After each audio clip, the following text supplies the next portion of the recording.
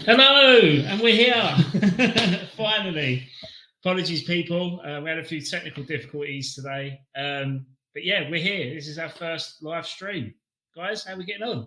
Yeah, good. You all right? Anyone else all right? Yeah, I've stopped sweating now, which is great. I feel a little bit safer. About 30 seconds ago, I didn't feel like I was in a safe environment at all. Well, I thought Adam was going to have a mental breakdown, to be honest with you. No, I thought he was going to explode. I've never seen so many wires come out of a drawer. And yeah.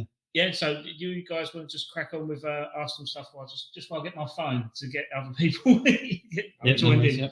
Yeah, sure. I suppose about 4 hours ago, I was in a little bit of meltdown because at that point, all talks were off and it was being reported that Arsenal were done for the day.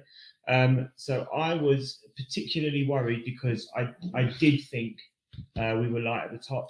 And then about an hour or so ago, I started to see that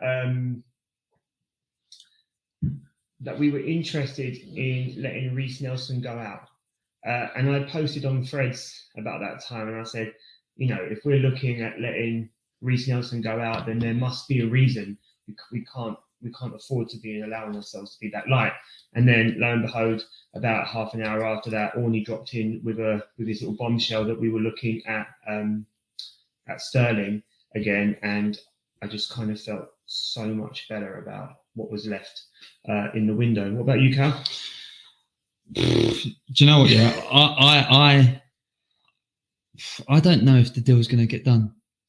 I know, if you look on threads and you look on Instagram. That's why. No, I just like. Yeah, I mean, yeah, it's true. To be fair, Adam, you should get a few more beers in, but I think tequila's in it. Yeah. I unfortunately, until he's in our training kit tomorrow or next week, whenever the next game is, I'm not going to believe it. But I think it's an interesting, purchase if we can get him in. Yeah, it's going to be. Yeah, I mean, if he does come in, he's going to come in on loan. I don't know anything else about the deal. I don't know if it's an obligation or if it's just to loan him for the year. I kind of feel like for the whole time that this has been going on, and it's only been really reported over the last day or two, hasn't it? But I kind of feel like the ball has been in Arsenal's court. They've been very public, Chelsea, about wanting to move Sterling on in some capacity. They've said that there's no room for him in the squad. The squad is too bloated, and they've said that he needs to be looking to move on. Can I just jump in there? You said about Arsenal seem to be in control. Now, let's be honest, in transfer windows gone by, it's always been sort of things, and Arsenal haven't been in control. It's almost like we're chasing players or we're making sort of last minute calls, and it always seems to be on the other team's call or the player's call. Do you think that's because of where we are now as a club and how we're pushing for things? I just think there's a bigger aura around what Arsenal are doing at the moment, and that's why we have got, we are pulling the strings, where before we would be the ones scampering, or we would be the ones that are, I think, like deals that not coming through. Let's touch on that after we meet our first guest. So we'd like to meet our first guest. It's James. James from We Are West Ham podcast. How you doing, pal? All right, chaps. Yeah, all good. Looking forward to this chat being over. Yeah, it's been a very rocky summer, isn't it? Especially for us Hammers boys, eh? I think it's been a good summer for us. I mean, I only meant that professionally, given that I work in the media industry. So, but yeah, for West Ham, it's been exciting. It's been a nice change, really, considering what we've been used to under Moyes, where it's always been left late, and instead Lopetegui got it done early, got some good signings in. So yeah, I think we're happy. Absolutely. Just for the listeners, James, I mean, obviously I'm familiar with your work at We Are West Ham and Will Pugh, and you do a fantastic job there. What's your background in terms of your family setup? Because obviously we're a Dad's Our Job podcast, and we focus on families first, football second. Well, we'd like to think so. I think our wives will probably think otherwise. But if you could just explain what your setup is, James, that'd be great. Yeah, I've got a little boy, 4 years old, starts school in about 10 days, I think. So yeah, but yeah, just one at the moment. I don't know whether there'll be a second on the way, but I'm not too sure. But yeah, no, yeah, just one little man. Took him to West Ham for the first time for the friendly at the Betway Cup, and he absolutely loved it. Jared Bowen's his favourite player. So yeah, we're a little family of three living in Bury St Edmunds up in Suffolk. So yeah. Nice part of the world, Bury St Edmunds as well. Yeah, mate, it's lovely. Yeah, we moved up here 18 months ago. We still got a flat in Hertfordshire, Bournemouth, but that was like a one-bed flat, and we had to get out. So my wife's sister moved up here about 3 years ago. So we thought, why not? Let's move up here. Cheaper property, nicer area, safer area, better schools. So yeah, we're very happy up here. No, it's very good, very good. So, what's your thoughts on the transfer window then in sort of general, really?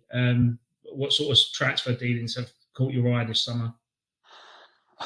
Well, I mean, it's very difficult not to instantly be attracted to all the business that Chelsea have done. I mean, they've signed half the world, haven't they? But yeah, like, I mean, I think they've still got one or two more left to do. We've got 3 hours left, but it's been relatively quiet for particularly a lot of the big clubs. I'm surprised Arsenal haven't done more business, given that it's their third time trying to beat City to the title. I'm surprised Liverpool didn't do much with Slot coming in, but they signed Chiesa, didn't they?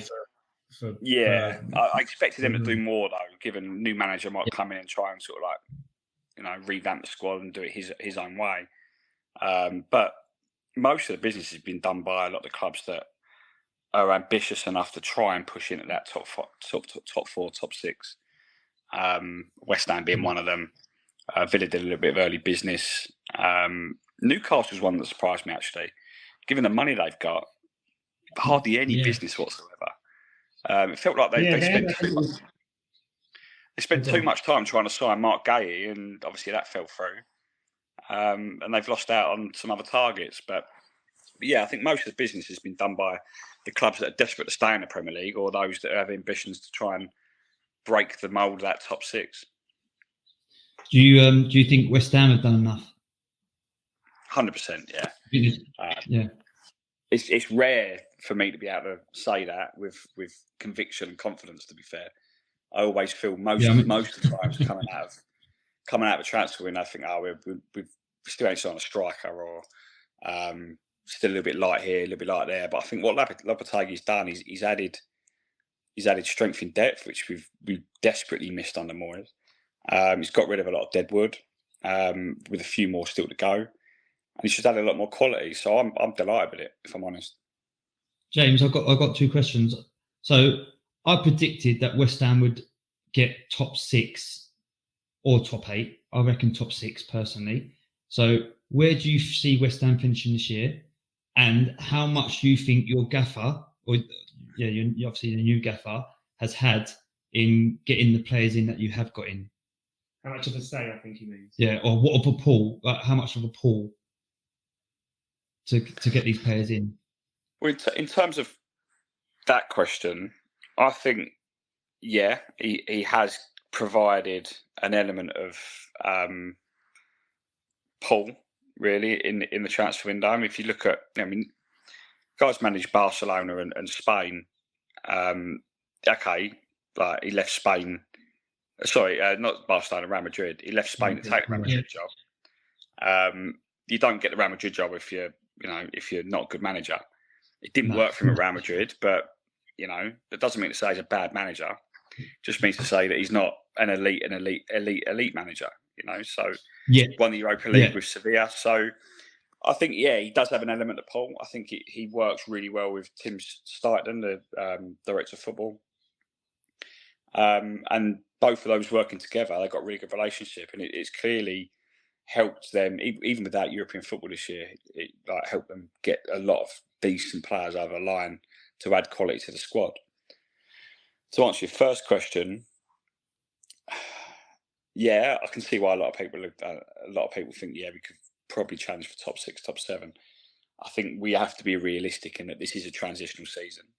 Yes, we've done well in the transfer window, but it's going to take time for those new signings to click and to really get used to a new style of football. Bearing in mind that a lot of the players that were there before, that they're under Moyes, have got to get used to a completely new style of football. I mean, it's not like a complete overhaul. We're not suddenly turning it to 1970s Brazil, but it's a different approach, a different mindset. Wishful thinking, James. Yeah, exactly. Yeah, but it is though. It's a different mindset. It's a different way. Yeah. You know, the higher press, and there will be games likely tomorrow evening where we're going to have to defend for our lives and be 10 men behind the ball. But there'll be a lot of games where we'll have a little bit more of the ball and we'll have a little bit more possession, like we've already seen against Villa and Palace. So I think I'd be happy with another top half finish. This season's transitional, and then next year's when the expectations start, and then start thinking, okay, now we've got to push and try and qualify for Europe again. Yeah, absolutely. Thanks, James, for popping in and saying hi, and hope you continue listening to us, and hope you can relate to the sort of experiences we're going through at the moment as parents. So, James, 100% thanks relate. for coming on, mate. Good luck to your boy as well, starting school. Cheers, boys. You too. Take care, James. Bye. Take care. James. There you go. That's our first official guest of Dad's Our Job. That was great to hear somebody else talking about West Ham as well, because my whole someone with sense. Well, someone who can talk a little bit. My whole experience really of talking to West Ham fans is talking with you. So with James, and you've got no sense. To be fair, I actually think James is a little bit reserved, in the sense of, I would think West Ham fans should be excited. I'd be excited having a manager. I know he says that, potentially didn't work out at Real Madrid, but actually, he is a good manager. You don't get the Real Madrid job not having, the CV to get it. Yeah. Do you know what I mean? And the knowledge to get it. And, you've got some big players in. I can see you getting top 6. I'm sorry. Like, I would be buzzing as a West Ham fan. Okay. Well, going from West Ham to Arsenal, we'd like to introduce our next guest, which is Keith Rogers from the Retro Gooner. He is the Retro Gooner. He is the Retro Gooner. Hello, guys. How you doing? Hello, Keith. Good to have you. And so nice to be here, mate. I'll let Rob and Callum lead on this one, because they are massive Arsenal fans and they follow your photography as much as your content. Yeah, I've had a look at your Instagram account as well, Keith. Right. It's great to be able to talk to you, because we've been connecting on Fred and talking about Arsenal's dealings on there. I suppose I wanted to ask you really, what are you making of Arsenal's transfer business so far? We had James on previously, and he just sort of said that Arsenal have been quite reserved. What do you make of that? Have we been too reserved? I'll tell you what, mate. This is a very different conversation that we'd probably been having about 2 hours ago.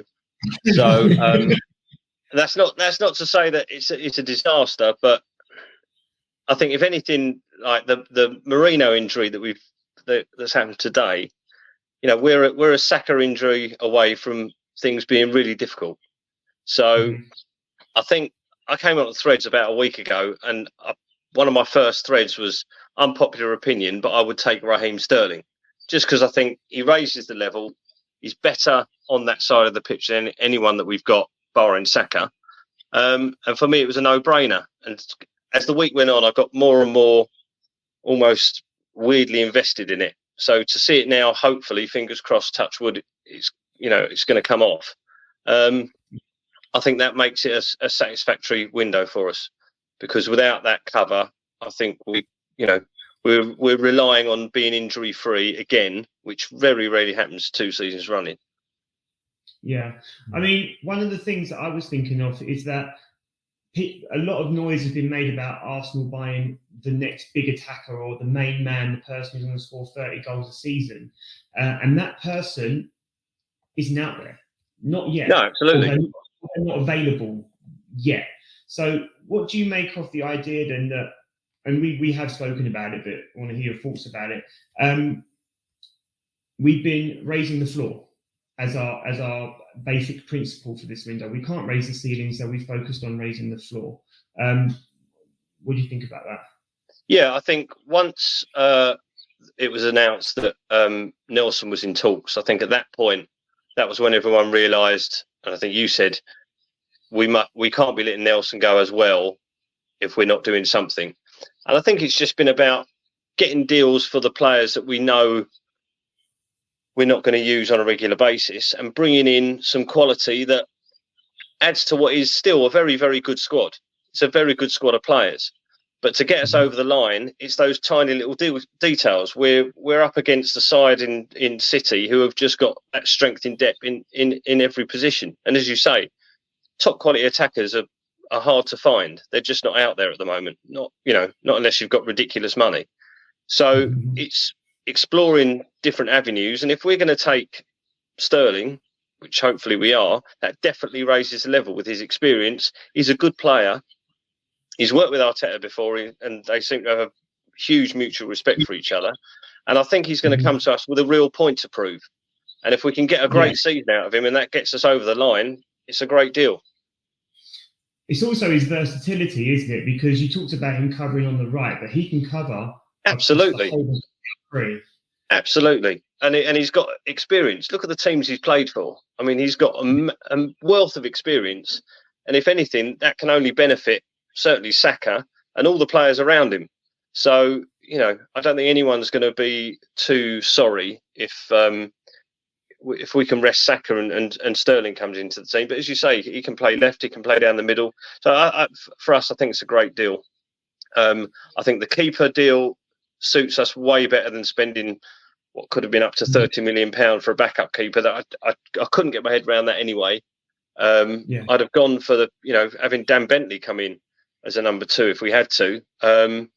It's unfortunate that we haven't got a third keeper, because I think they've said today that Neto's cup tied for the Carabao Cup, which ironically is where we will probably get some game time.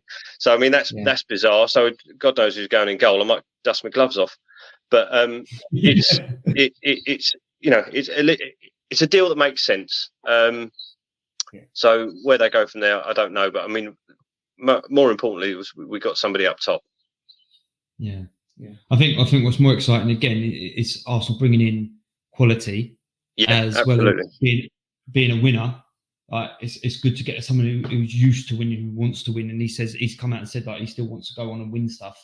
I think that's exciting. It changes the mood as well in the dressing room when if somebody's coming in who's a proven winner, it's got to have an effect in there, and people think, right, yeah, come on then, we've got this now. Whereas someone gets injured, it's just could send everyone a little bit flat. I also think, Keith, in a season where Chelsea were so rough last year, with the exception of Palmer, who really stood out as a shining light for Chelsea, even in a season that was so messy for Chelsea, he still managed to provide 8 goals and 4 assists. And I think that when you look at those numbers in a team that doesn't really have an identity, but then one of the things I quite like about Sterling is that he does have a high football IQ. He is an intelligent footballer, and I think if you put him in Arsenal's system and potentially show Martinelli a little bit of, you've got to start stepping up your game now. I think those numbers could be more if he's playing more regularly than we think. It's motivating. Sorry, mate, go on. I was going to say, what you're going to get from Sterling. You know that he's going to run the channels. You know that there's going to be end product. You know that he's going to try and get a shot off. And I think, sometimes in Martinelli, that's not always what we get from him, that sort of end product bit. We know he loves to beat a player. And I think a lot of Arsenal fans sort of get a little bit frustrated with that end product side of it. And we're waiting for that to be produced. But I think with Sterling there, like I say, modelling it can only be exciting for the young players. I also think that sometimes Martinelli has that Walcott about him. Great speed, great direction. When he's got time to think, he's got too much time to think, and then it messes up. Whereas when think about it from a defender's point of view. If you've spent 75 minutes defending against Saka or Martinelli, and one of them comes off, and you think, oh, thank God for that, and you got Raheem Sterling coming on, it definitely makes you think, oh Christ, here we go. Yeah. So I just think it's a really good deal. Yeah, it's the difference between playing teams like Manchester City, isn't it? Because absolutely, where they would usually just dip into their bench to be equally as effective as their starting lineup. That's how they win a lot more games. And I think, the results that you had last year, like the defeat to Aston Villa, the defeat to my team, West Ham. If you throw that one in there. Yeah, sorry. It's those sort of games where if you had a Raheem Sterling to bring on in the 60th minute, then that game would have went from 2-0 to 3-2. It's a difference in that, because once the subs and that play their part, every team can play 5 subs in a game. Why not dip into that resource? So absolutely, and he's got Champions League experience as well. So games that we're going to have plenty of those in the Champions League where they're a little bit tight. Someone with experience say, no panic. Let's just keep playing. And like I say, it's been a no-brainer all along. And looking at Sky Sports news now, there's nothing on there yet, but hopefully it's going to go through, and it's a great deal. Would you consider Raheem Sterling? Obviously, Chelsea have been like a sort of powerhouse over the past 15 to 20 years in terms of transfer market and competition-wise. Considering the positions of where the clubs are at now, would you consider Sterling moving to Arsenal as a step up in his career, or a sideways move? Hard to say. I'm not sure from a biased point of view, because I'm going to say it's a step up, but at this stage of his career, it's definitely a step down. I reckon it's a step across with a view to going up, because it's gone a bit stale for him at the moment. And like I said earlier, he's going to have a point to prove.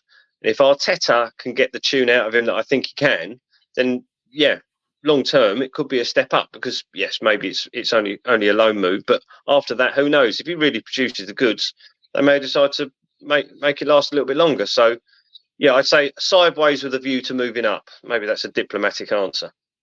Yeah, that's what I was kind of edging towards, because I think although Chelsea, in terms of their global reach and that their modern day sort of higher dominance, I think where Arsenal are now, you're challenging for a league title. You're in Champions League football. You've got a plethora of players, young, ambitious players at the club. And I think it's actually more of a step up than what people are making it out to be. Not just, I'm saying that because I'm talking to 3 Gooners here, but from an outsider's point of view, I think it is a step up from what's going on at Chelsea. Yeah, I mean, Chelsea's a shambles at the moment, so at least when he comes into our dressing room, he'll have his own peg. He won't have to be sharing it with about 15 other people. So it's sideways with a view to going up, I think. Yeah, I think you're being too kind. I think it is a step up. Yeah. I think you don't come second to Man City twice in a row, and what is going on at Chelsea at the moment, I think it's a step up, and I think Arsenal are going in the right direction. Yeah, and I'll put my neck on the line saying that we are better than Chelsea at the moment. I think for Sterling, I think what the test is going to be is, can he have as much of an impact as Trossard has had? And I think him coming in, I think he could well do, yeah. Yeah, and I think he's got to be looking, or people got to be getting in his ear going, you need to be impacting as much as he has. Do you know what I mean? And I really hope he does. Coming and going. I really hope he does, because with all my pals, I've told them we're going to win the league this year with a record number of points. So I was really sweating it a few hours ago when we hadn't strengthened. So I think Rob was going to. Sorry, Keith, go on. Sorry, I'm interrupting. No, I'd just say, I think now we've got him on board and we've got that option. At least we've got half a chance.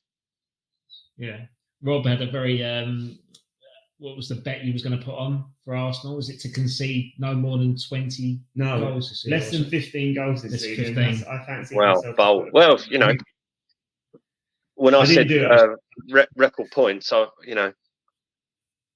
don't know, the hope and the optimism of the new season. But no, you got to think big, and it may well take a record points to win the league. You never know, because the way that City play. I was having a conversation. We were talking about injuries and how fortunate we've been last year, and I was saying, we need to strengthen because we're only a Saka injury or an Odegaard injury away from a disaster. And they were saying, City would be struggling if Haaland was injured. Well, he was injured last year for a good chunk of the season. They did all right then, and that's the difference. They've got the depth and we don't yet, but we're definitely getting there now. No, that's good. Okay, that's good. Right, I think we're going to say goodbye there, but before we do, can you rate the window out of 10 for us? Out of 10, I'd say 7 out of 10. 7 out of 10. I mean, I'm saying 7 is because they've left us sweating right to the end, and it's not actually confirmed. It's not actually confirmed yet. So, I'll say 7 out of 10. That and on brand new shiny signing got injured in his first practice. Exactly. And that's unfortunate. But that just goes to show, doesn't it? You never know; it can come along at any moment. Yeah, he won all of his duels in Spain last year, and he came to one practice with Big Gab, and he got flat. Exactly, and the Big Gab lands on him, and that's it. All done. So brilliant. Now, thanks again, Keith. For pleasure, mate. Talk to us, and hopefully we can not be strangers in the future. And absolutely, let's catch up again soon. Brilliant. Take care, Keith. Thanks, mate. Cheers, guys. Thanks a lot. Thank you. Bye. Oh, what have we done? He was good, wasn't he? Enjoyed talking to Keith. Yeah. Thanks, Keith, for coming on. Yeah, well, you have to share his what's his Instagram account? Yeah, I'll get his Instagram account on the Dental Job podcast. But yeah, he's I wanted to ask him actually what his favourite memory was, because he's got retro Gooner on. I bet he's seen some great scenes. That's probably Lee. All right, yeah. Okay, sorry. Okay. Just for aware for listeners, my dog is a basset hound and he's got a bark like a foghorn, so he might scare a few listeners and put you off. But yeah, what's your thoughts on Keith? No, top bloke. I think he talks a lot of sense. I think he's doing what a lot of Arsenal fans are doing in trying to keep cool and not get too excited about what's actually going on. I think he's the same as all Arsenal fans. I think we're all happy and we know that we're all going in the right direction. And I think all that is missing at the moment is that trophy, which is Can I just say though, you say that he's like all Arsenal fans and happy.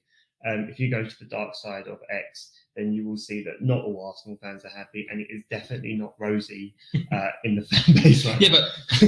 But you talk about being realistic. Like, I know a lot of people, I've seen it, a lot of people talking about getting a forward in, but who's out there? What forward do you get in for Arsenal? You talk about 20 goals striker, unless you're paying out 100 mil, yeah.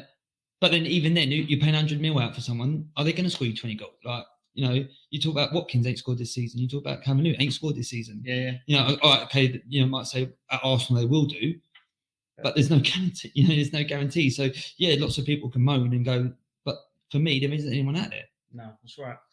So this leads me on to our next guest. And he's actually brought a few followers with him on this one. Tabs, nice to meet you, mate. How are you getting on? Hey, good. Good evening, fellas. How you doing? Yeah, good. You okay? Yeah, good. I've been listening along to Keith, so that was interesting to hear, Keith. No, I'm very excited to talk to you, Tabs, especially after going to and fro on Fred's. We had a little moment earlier as well. I don't know if it was you who was commenting from the Grove Fred's, but I was talking about Sterling still coming in, and I don't know, someone was saying that I'm in denial or whatever, but it looks like we're back in the game. So I suppose we'll start with Sterling. What do you think about the potential Sterling signing? If you'd have said at the beginning of the transfer window, it wasn't on my radar, shall we say. However, as they say, beggars can't be choosers, and we've got to the point that he is sort of, I think I said, better than nothing plus. So we need a body. Well, we need a body, and he seems to be available. And look, he has something to offer. And I think the fact that we can get it on loan, not pay the full whack on his wages, for me, it's at this stage of the transfer window, it's a no-brainer. I think I like it. I think he has something to offer. And yeah, it looks like it's happening. I mean, Nelson's on his way to Ipswich. He's there for a medical, I believe. So we're not letting him go if Sterling's not coming the other direction. So I think all the paths lead that way. And then any Crystal Palace fans can breathe a sigh of relief. They can announce Eddie and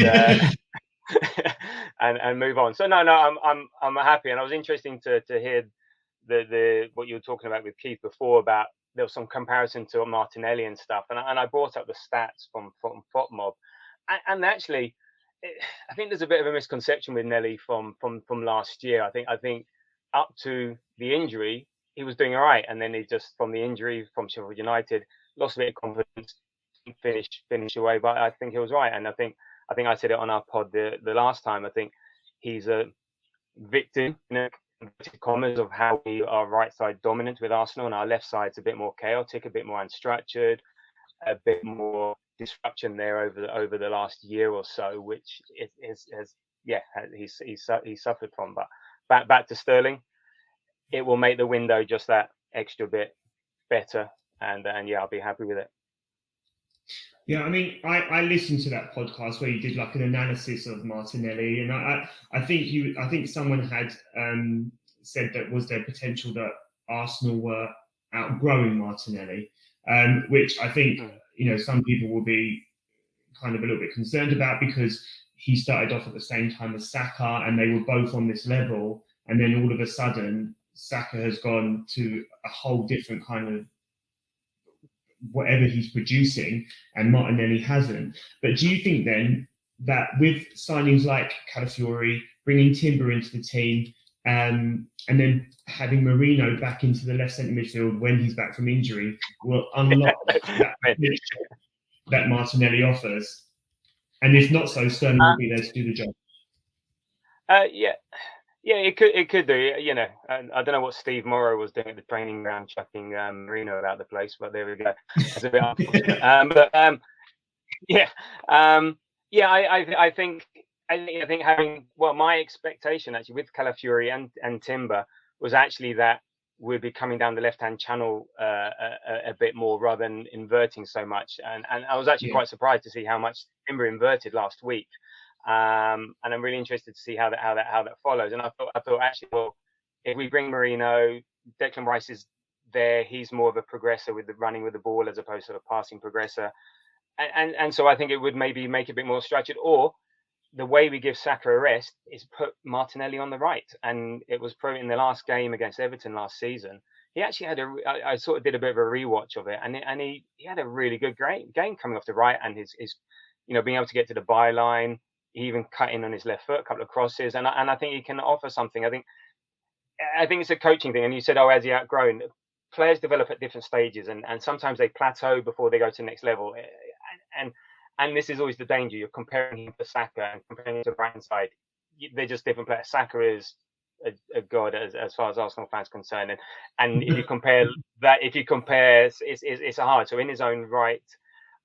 I think it's just he's leveled off, confidence. It's one of these ones. He just needs something to go off his ass, fall in, something to happen, and then it will come. I'm all for him. He offers us something that we don't have, which is speed. He offers that direct running, which we don't have. So I think to have him is to keep him there is important. That's what I was looking for in the window, was actually see, can we bring in some more speed on the right hand side? That's more direct. And I think I don't know who's who, but I think maybe Callum's on the. Yeah, we're saying about who do we bring in, and that's what I thought. Talking about who do we bring in from 100,000. Which forward is out there? I think the ideal Arsenal striker is Isak, because he can play central, left, right. He can bang. He can score goals. He does the donkey work. If hopefully Newcastle are panned this season, and he just doesn't want to stay there anymore. I mean, why anyone wants to play for them, I don't know. But I think that is our ideal, and that's why this window has been a bit of a struggle, because we have our ideals, and if they're not available, we're not going to compromise up until a point. And I think so I think maybe next season, if Newcastle are still not performing, not in Europe, or on the verge, on the fringes of Europe and not in Champions League, I think even 120 mil, I would pay that, get him and go. Absolutely. I got a question from someone in the comments box. So if you could sign one player from the past to add to this season's squad to make a big difference, who would it be? Who asked I've that's a seen great it. question. That's my I've seen this one. Usually it's like, which midfielder, which forward, which one would you? I would sign a midfielder, and I think it would be. Arteta. Yeah, most. No, Vieira. I would say it would be Patrick Vieira or Cesc Fabregas. I'm torn between the two, between having the creativity or Vieira, and I think the reason being, I think actually as a front line, we scored a record number of goals last season. We outperformed our XG, so we're actually really good up front. The problem, as I said before, is not our scoring; it's the creating of good goal scoring chances. That's where we fall down. But actually, when we're efficient in front of goal, everyone goes, oh, Havertz doesn't take his chances. No, we scored a record number of goals, outperformed XG. We can score, and we just spread them around. I think if we've got a brilliant defense, and thou shalt not pass. You add a layer on top of you, put a Vieira in there in the midfield.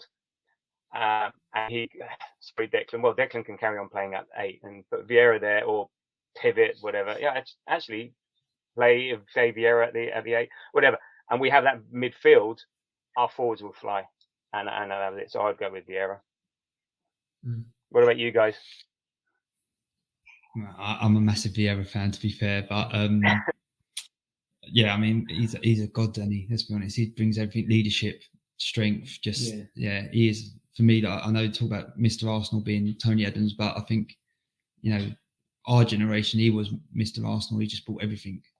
When growing up, I just, but I mean, Henry, Burke, you talk about, it's so hard. Henry's like the Isak of what you're talking about. Yeah. Really. He is that.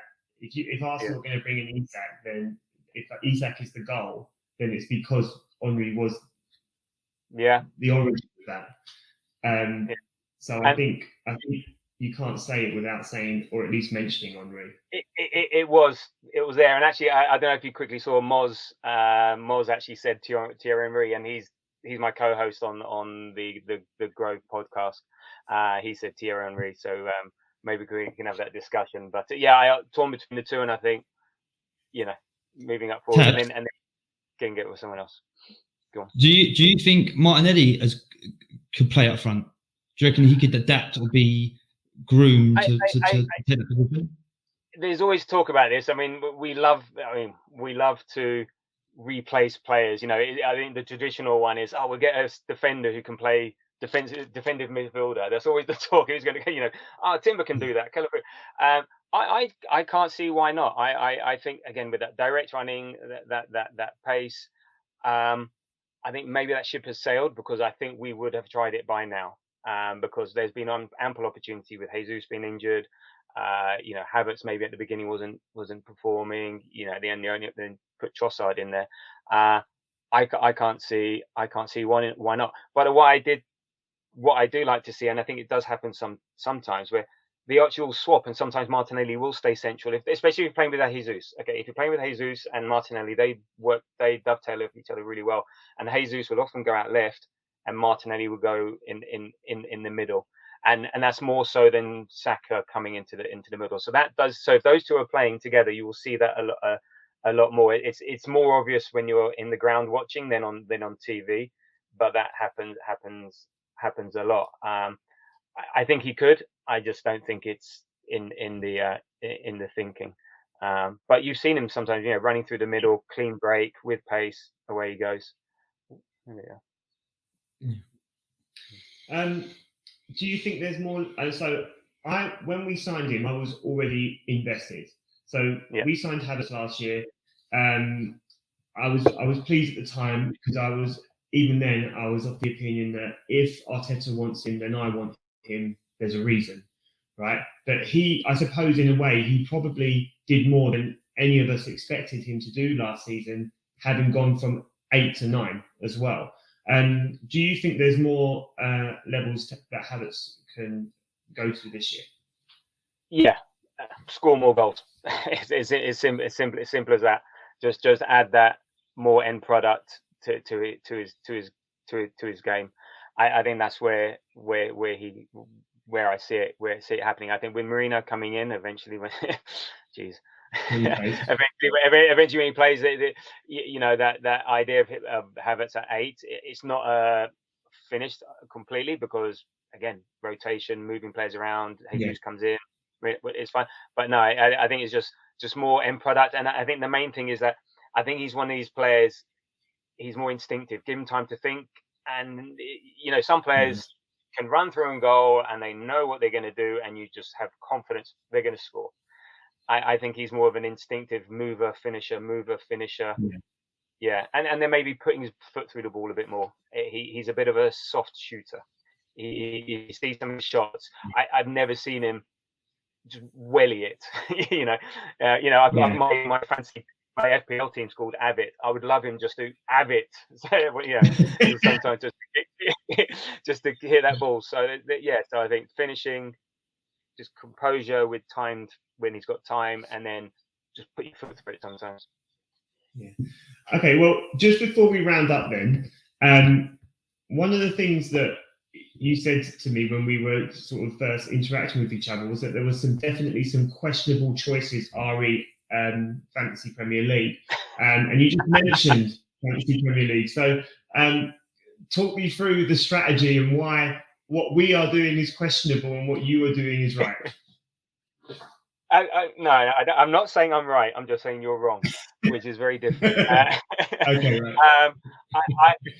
I've had a rule in FPL which I've eased off this year, that I cannot have Tottenham players or Chelsea players in my FPL team, and I will be hamstrung by it. But I cannot be in a position where I go, oh great, Son has scored. There's or you guys, Porro. Oh great, Tottenham have kept a clean sheet. At what point in your life are you going, thank God for that, I've now got extra 4 points? So I can't do that. I've had to soften it for Chelsea purely because this year I've done a draft with my son, so we have to we can't have the same player. So, and I had Cole Palmer, so I've got Cole Palmer in my team, but I think that's my only sort of thing about Chelsea. I'm not going any further, but I'm sorry, I just could not be an Arsenal fan with and we've got a Grove FPL thing going on, and we've got some Tottenham players in there as well, and it's like, it makes me shudder. So sorry, that's it's just my rule. Everyone's got to do what they've got to do, but yeah. That's it. But I like some of your strategies. Go on. Sorry, I was wondering, how's that panned out for you then, not having any Chelsea or Tottenham players in your dream team over the last however many years you've played it? Well, we have a sort of a £20 bet with my son, and it's 2-2 over the last 4 years. So yeah, you win some, you lose some. You find a way. There have got to be other players out there. There's 16 other teams to choose from. There's lots of choice. Okay, well, fair enough. Yeah. So you mentioned your son, and you've got an FPL draft with him. So how old is your son? So he's 17 going on 18 actually this November. So yeah, I'm a bit further along the path than you guys. I've been listening to you. You're going through is a distant memory, and I'm like, oh, I'm so glad I don't have to deal with that shit. And I think it is literally so no, I've got just reassure us in saying there is light at the end of the tunnel, right? Well, referring to shit. Sorry, apologies for swearing. It's just something new, something different every day. As they get older, it's just something else. So I've got a 17-year-old son, almost 18 in November, and a 15-year-old daughter who will be 35 in October. So no, sorry, 16 in October. 16. Yeah, it's just something different, and you have your highs and your lows, and it's great fun. And as I think, as you said, you just want them to be healthy, happy, confident, and I'm quite fortunate with that at the moment. Sometimes I think some too confident in certain situations, but you just got to sort of just go along for the ride and just do what you can. No one knows what they're doing, to be honest. That's the other thing. Don't beat yourselves up about stuff. Let things go. If I don't know how many you've got. If you've got a second one, they bounce, and it's easier. So yeah. But the one thing that never changes, it's a drain on your resources. You make it sound so positive. We've got so much to look forward to. No, it is great. No, you can. Yeah, no. What happens is you then have that moment. You have those times where it's worth it. And as they mature, when you can have discussions. I mean, we go to games together. We don't sit together, but we go to games. I'm brilliant that I've got this great relationship with my son. I've introduced him to the best club in the world, and it's unfortunately not West Ham, but Arsenal. We've got that together, and we'll always have that together, and that's great.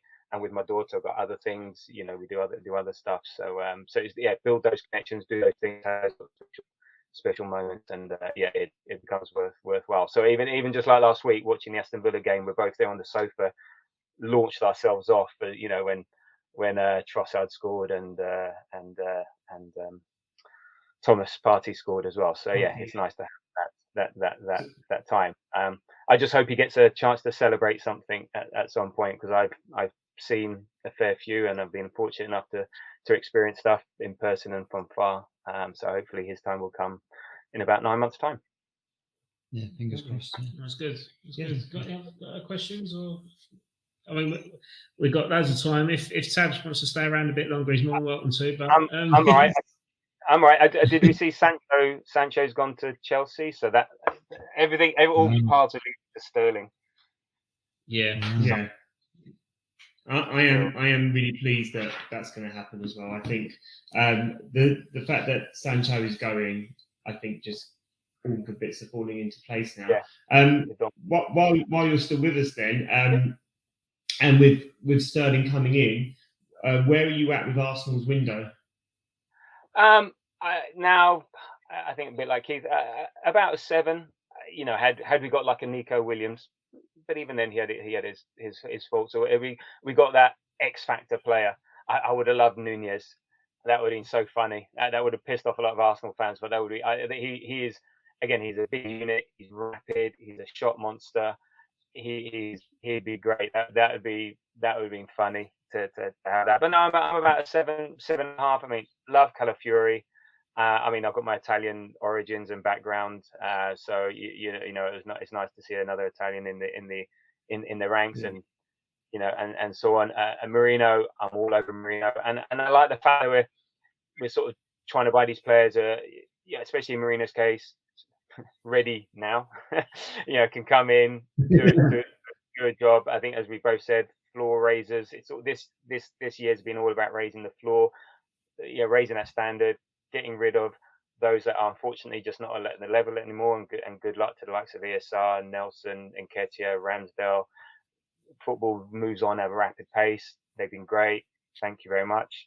And now let's move on. So no, I'm if Sterling goes through, it's a 7. If not, I think it would be around a 4 or 5, because they know what they needed, and it would have been hugely remiss of them not to deliver something, and there were opportunities to deliver something. So what about you guys?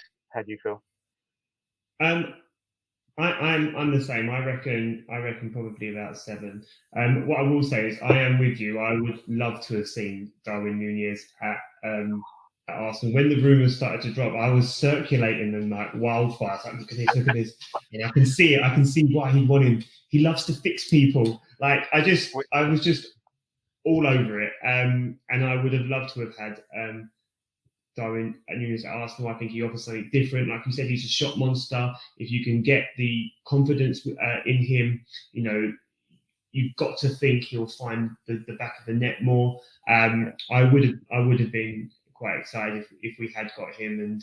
And he's another one where, like you said, he's so big and he's so strong that he just, you know, with like some of the smaller wingers and like Odegaard, who's smaller, like he just adds a bit more to the top end of the pitch.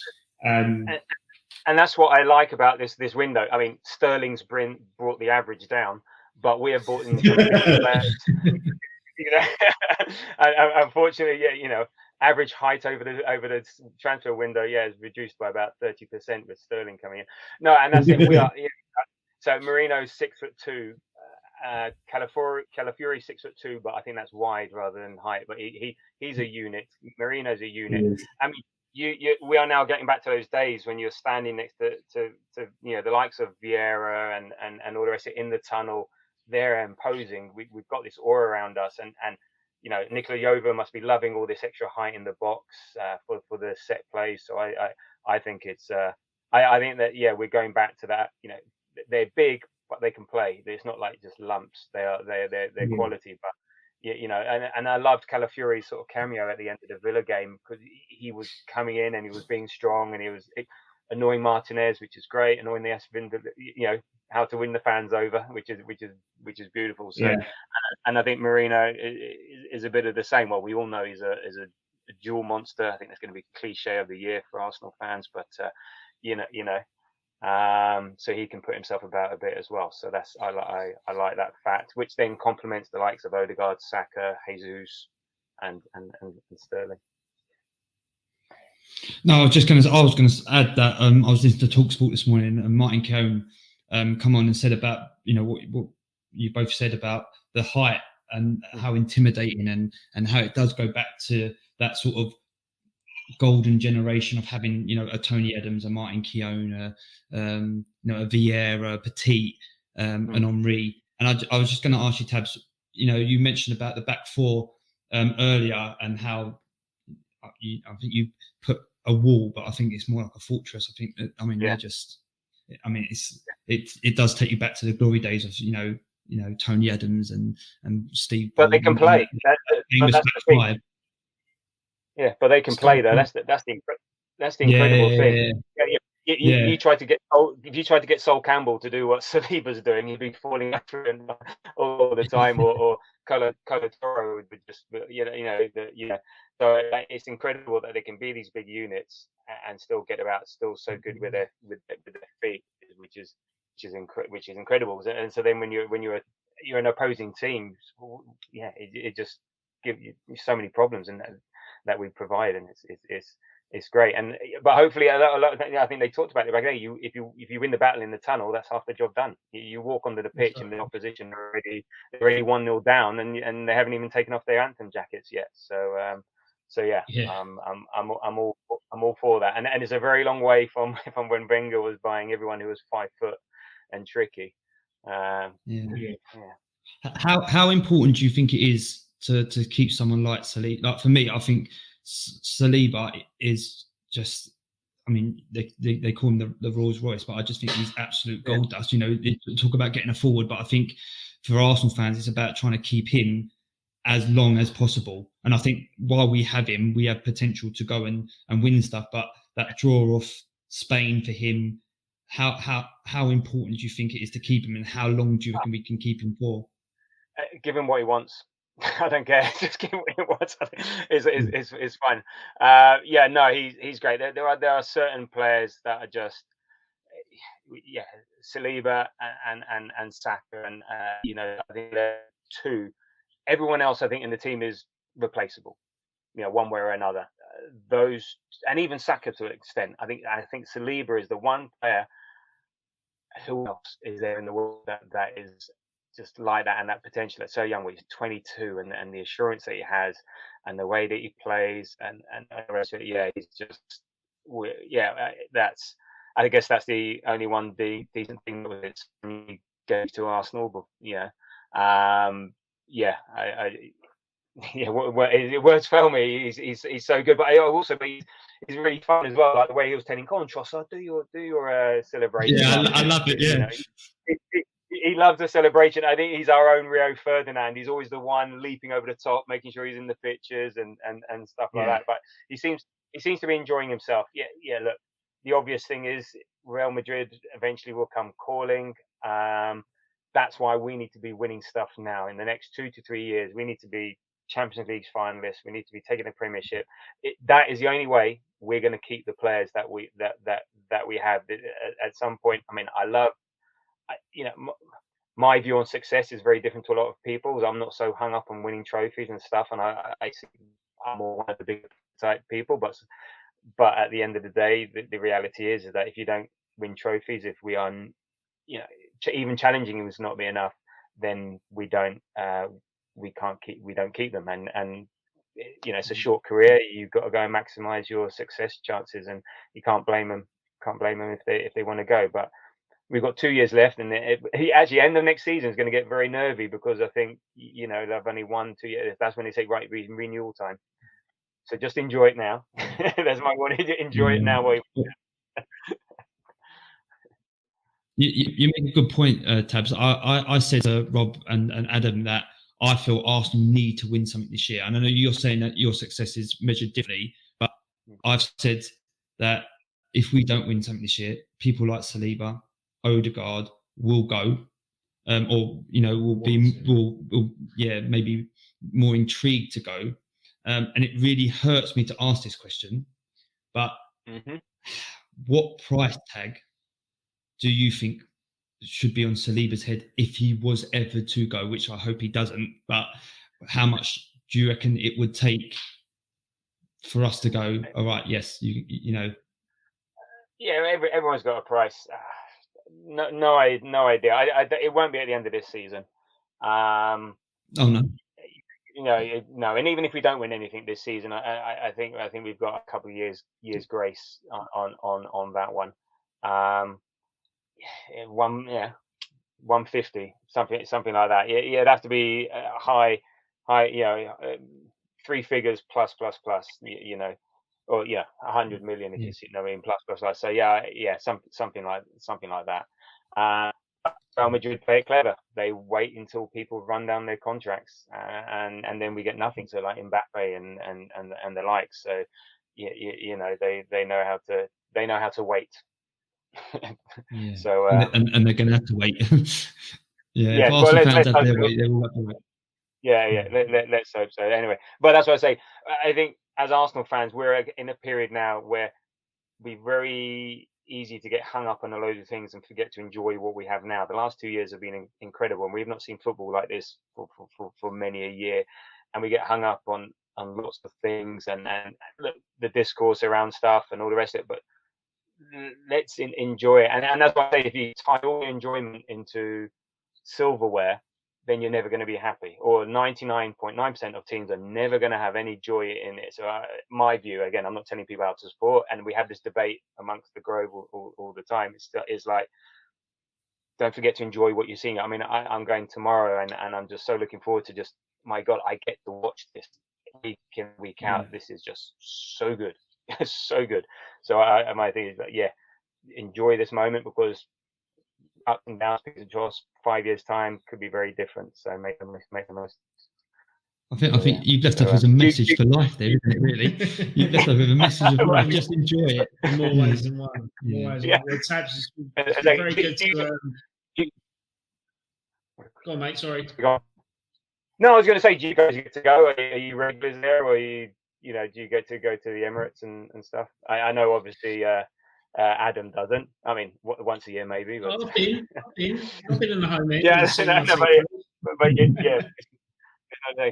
But Callum and Rob, fantastic players. That's all I can say. Yeah, I am going. I'm going. I've managed to get tickets to take my son Danny in Nottingham. In November when we play Forest. So I'm looking forward to that. Nice. But it's getting the tickets, isn't it? It's. Okay. Yeah. It's impossible. Yeah. No. Are you silver or red member? Or you? No. I've got them. Through a friend. The season ticket. Okay. No.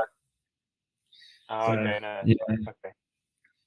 Yeah, I get all my tickets through friends as well. My actual numbers come up just before COVID. So I was on the waiting list for like 7 years to get a season ticket. Obviously, it's all changed now with the red members and all that stuff. But I was on the waiting list, and then it come up just before, during COVID, if you like. And I didn't take the gamble of buying them, thinking due to work and things like that. So I didn't take it, and it's probably been my biggest regret ever since. I had 2 of them, and me and my missus didn't take it, and gutting, absolutely gutting. Especially now, obviously, I've got a little boy, and it hurts now. But I get them through friends and family. I've got family who've got season tickets and stuff. So I get to go every so often. But it hurts. Really. What a shame. Yeah. Hindsight's a great thing. Anyway, sorry, I'm talking too much. No, Tabs, no, thanks for taking time out of your schedule to come and talk to us and explain to us how you've gone from 1-0 to the Arsenal to 2-0 to the Arsenal. But yeah, no, thanks again, mate. We'll definitely have to do this again. And so Rob will be in touch a lot more now. No, it's been a pleasure, guys. I love listening to Cheers, the pod. mate. Thanks a lot. Best. Buddy. Bye. Cheers, mate. Why does it look I'm like sitting in total darkness? It's like there's the light side over there. Because you're on the dark side. And I'm That's over why. in Mortal. It's slimming over there. Definitely not.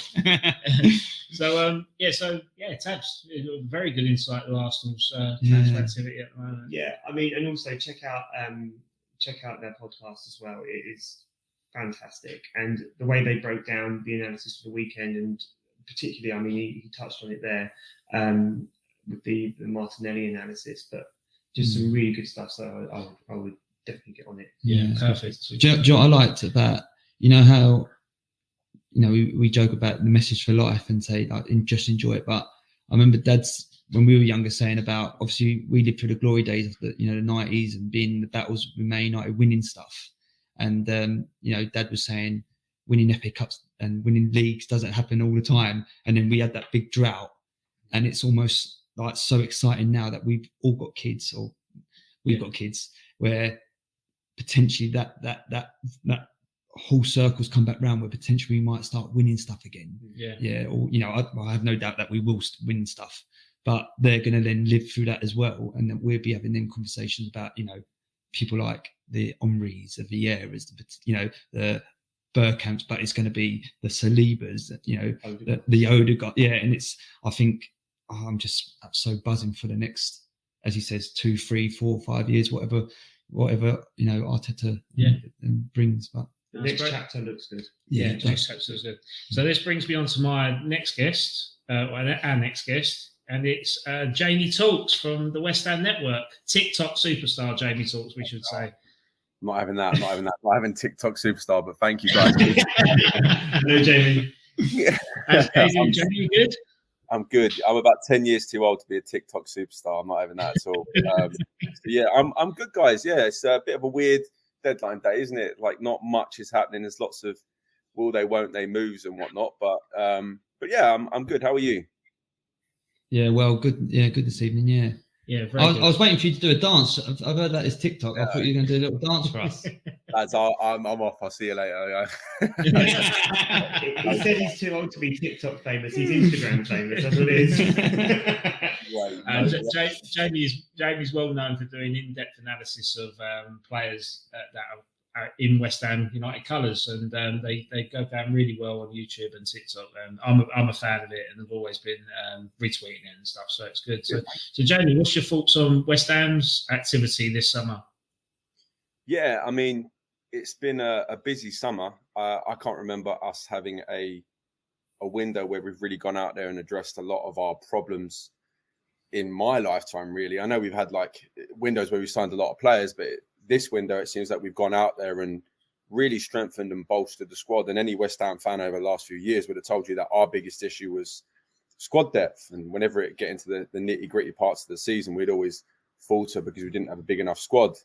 And now, I mean, I know we're at the start of the season, in the last couple of games, we've got over the line because of our squad. So, yeah, I think when you look at some of the deals in isolations, there's some question marks around them. Like, a lot of people were wondering why we went out and signed a 31-year-old Nicholas Fulkrug. But when you look at, the business as a whole, I think there's a mixture of experience, proven quality, ability, a few diamonds in the rough, like in Luis Callum as well. And then I think there's players that can also improve to then facilitate and build upon the squad that West Ham have already got, which is comfortably a top 10 side. So in short, I'm really happy, mate. How about yourself? Myself, I'm quite surprised with the James Ward-Prowse departure, actually, especially after 1 year, and I've just been desperate for him to score that free kick goal more than anything. But you just know that he's going to go to Forest and he's going to bag 3 or 4 this year from set pieces, which is the West Ham way, right? But yeah, I feel relatively positive. I like the philosophy in terms of having 2 players position for one position. Like I say, there's been loads of times where we've just picked the wrong player at the wrong time, or we've had to transition players from like Marko Arnautovic and Antonio from wingers to strikers to get our sort of goals, really. But it's good to see that we've actually got some sort of plan and strategy now in place from Tim Steidten to actually go out there and put the players on the pitch. And I think what's quite refreshing is that we've adapted to a continental style of a setup in terms of having a head coach rather than a manager now. Yeah. So I think that could serve its purpose, because now it just allows Lopetegui to fully focus on his job rather than the other bits that the drama side of it that where it just involves finance all the time. So I'm quite I've just seen a comment on there. Sam can do one. But yeah, I think I'm relatively positive. I wish we bought another striker to replace the likes of Danny Ings. But by the sounds of it looks like he's pretty much going to stay and fight for his place, which I like. But in terms of quality-wise, I think we still lack up top. I like Nicholas Fulkrug. I think he can offer a lot more than what Antonio will centrally. But yeah, I think it looks good. And I think part of the bit I was worried about leading up towards the end of this window is the asset retention, the players that we're building around. You know, like Lucas Paquetá. I mean, obviously, with the obvious attached to him, he was never going to leave, was he? But retaining Alvarez and Kudus and those types of players has been quite good, I think. Quite good. Yeah. I couldn't have summed it up any better, mate. And I think you nailed it on the head. Like, I think this is like the first time in well over 100 years that West Ham have had a head coach and not a first team manager. So we saw the issues that it caused last year when we had Tim Steidten in the door, but we also had David Moyes that was a little bit more old school, wanted to be in charge of transfers. So it wasn't until the middle of August that we had a player through the door. And then, go back a year, all the noise around the club was fan unrest and player, like Tim Steidten was fighting with David Sullivan. David Sullivan was fighting with Mark Noble, and they're all fighting with one another. And now we find ourselves a year later with, I think we signed like 8 or 9 players this window, and we've come away from being a reactive side where we're. That's outrageous from Sam, mate. Behave yourself. Right? He's a Spurs fan. Don't listen to him. Tell him to have a word with his club. They've had a shocking window, right? Where's but yeah, like I think we've come away from being a reactive football club in terms of losing a player and then bringing someone in, and we're now in a position now where we're actually trying to offload players at the end of the window. Players that aren't getting minutes, players like Naya Faged who haven't been in the match day squad for the first 2 games. So it's an interesting change of kind of position for West Ham, and it's very unlike us. It's given me a hell of a lot to talk about this summer as well. So yeah, buzzing, mate. I can't complain at all. I think the profile of player that have come in has also been impressive. Players that have turned down Juventus and Barcelona to come to West Ham. Like you tell me that 10 years ago, I would have laughed in your face. Even 5 years ago, I would have laughed in your face. So now that's actually a reality that's happened with Guido Rodriguez, and it's happened with what's his name, Jean-Claude Tebow. So yeah, I think with Julian Lopetegui, we've got a genuine good manager. He's probably got a little bit more to prove before he becomes like a top manager. But you don't get offered the Real Madrid job, and you don't manage senior sides like Spain without being an accomplished manager. So I think West Ham are in a good place. I think we're primed to with no Europe this year. I think we're primed to go far in some competitions this year. I don't expect to necessarily ruffle the feathers of the big boys in like the top 4, top 6 race, but I think we can definitely rival top 8. And who's to say that, with the squad that we have, we saw it the other day, although it was down to a Jared Bowen handball, who knows if we can't go far in like a Carabao Cup or the FA Cup. So I think we're in for a good season, mate. Yeah, that's good. That's good. So what's your thoughts on Arsenal's transfer activity this year from an outsider's point of view? Yeah, I mean, Arsenal, I think the real big business that they've done, obviously, is Calafiori, who was anyone who watched Bologna. I had the chance to go to Bologna last year and see some of their games, and the football they play was so expansive and so different to what everyone else is doing, like that Thiago Motta style. He's obviously now left, but I think the 2-7-2 formation, wasn't it? Yeah, like players are playing everywhere. But yeah, I think Arsenal last year were probably defensively the best side in the country. And they're only, if you look at their side, obviously, apart from not being able to score as many goals as they would like without having a real like striking option, the only other real weak link you could look in their side was left back, and that was probably Zinchenko because he's got a mistake in him. And they've gone out and bought Calafiori, another player that was being touted to join some of the biggest clubs in the world. Loved West Ham, ironically, before the Euros, but then obviously had a top Euros and ended up going to Arsenal. So I'm impressed with their business. I think the Raheem Sterling move, it hasn't happened yet. I know whether it does or not. I think that's another move that could be super underrated. I think, hasn't worked out for him at Chelsea, clearly, but there's very few positive transfers under the Taborelli era, really. I think you look at maybe Cole Palmer, the right back. I can't think of his name right now. It's escaping me. Outside of that, there's not many success stories. Gusto, yeah, I think Gusto's a good signing. But I think outside of those two, there's not many names that you can really talk about. They spent a hell of a lot of money, and Raheem Sterling is just one of many names that hasn't really necessarily worked out at Chelsea. I think what Arsenal are getting, they're getting proven quality in him if he does come through. He's 29 years old. He's not old enough. He's willing to take a pay cut. He's worked with Mikel Arteta at City before, where it was some of his best days. I think Arsenal are getting a proven winner, and that's one thing Arsenal need. They need people that have been there and done that. That the thing where they've fallen apart over the last couple of years is that they haven't been as good as City. They haven't had those kind of characters in the dressing room that help them get over the line. And I think Raheem Sterling is just one of those guys that can help for it. So I know he hasn't obviously come in yet, but for me, I think that is a decent signing. What do you think, guys? No, everything you said is bang on. I think he is a proven winner, and I think bringing him in is only going to bring experience or show experience to the players that haven't won something yet. A question for you, going back to West Ham just really quickly, was how much do you think winning something has helped you to bring your players in that you have done this season? And do you think the manager is going to be able to push you on to that next step with them players?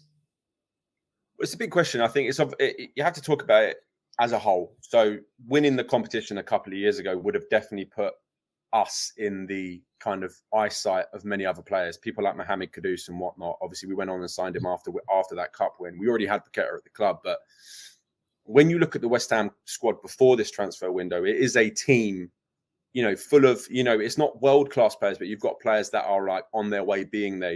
Lucas Paqueta, no one, betting allegations aside, no one would have been surprised if he went to City for 85 million. Mohamed Kudus, rumours are at the end of the season, his release clause are going to be like 85 million. He'll probably end up going somewhere.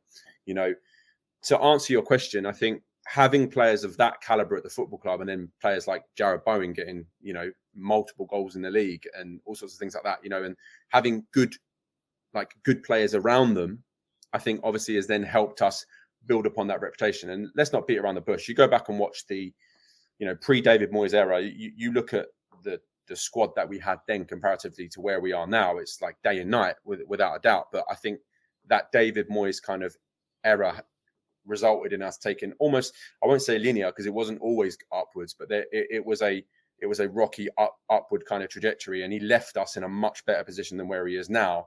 And I feel like some of the players that we had under the David Moyes system performed very, very well. But now we also have the stars of our team that can actually perform under a more footballing manager. And then I think he's facilitated that with the additions of, some genuine quality players this window.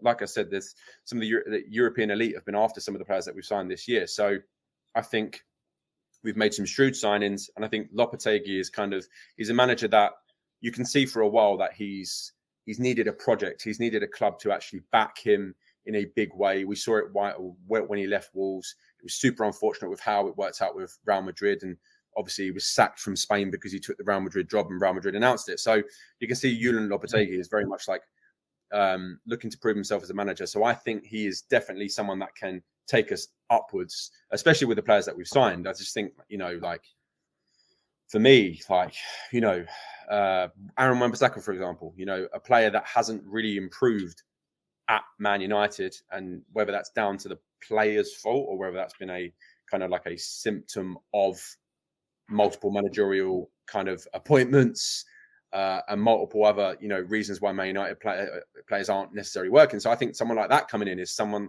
it's a statement of intent from the football club, and I can't see us not improving. The issue is, the gap between like a West Ham and then let's say the top six traditionally, and I know a couple of teams have bridged that gap in the last couple of years, like your Aston Villas and Newcastle, but generally the gap between those top sides and then like a side trying to get into that is so vast. I just don't know if West Ham are capable of doing that, but I do think we're kind of we're in a position now to kind of establish ourselves as being one of the best of the rest, if you know what I mean. So I think what Julian Lopetegui can do is, I would love to see him bring some silverware, but I just think with the squad depth that we have, I think that we can go further in competitions because we have that squad depth, which we've lacked in the past, Yeah, no, that's a good view on it, really, to be honest. And I think in terms of like being best of the rest, I think we've always got to try and aim for that sort of level, really, and then hope in hope that one of the top six have a bad season to break that. Obviously, when you've seen Chelsea falter to a mid-table position, and then they've had to climb themselves back up. Man United, another one. I think even Spurs, to an extent, when they dropped out of the top six. So but that's where Newcastle and Aston Villa kind of capitalised on their sort of transitional. They're like the big six's transitional periods. So sure. It's interesting. The thing is, you've put yourself in a position to do that, especially with like the stadium. When you first got that stadium, I remember saying to a lot of my mates who are West Ham fans, within 5 years you'll be Champions League. I reckon you'd get Champions League. Right, you didn't quite get Champions League, but you won the Europa. You won the Europa League. I remember saying you're creating steps, or you're moving, as you say, in that direction that you want to. And I have no doubt that with the signings that you've made, with the manager that you've got, within the next 2 or 3 years, you will win another big trophy. Yeah. I'll say it now. As an outsider, I generally do believe that you will go on and win an FA Cup or another European trophy. And I'll say I'm happy to say that because I think that's where West Ham are going as an outsider. Yeah, I mean, I'm sure you've made them very happy, but I think the closet hammer over. No, I know over there. But I mean, we did grow up down the road from Upton Park, so it makes sense that we're sentimental towards West Ham. But I think what I was going to ask you, you did mention some names. So for me, I was when it was announced that West Ham were in talks to even sign Aaron Wan-Bissaka, I thought that was a fantastic signing, right? I thought if West Ham can get him, that is a player who can really improve West Ham defensively. It's always said that he's probably one of the best one-on-one defenders in the Premier League. But also, I was quite excited when I did watch him play. For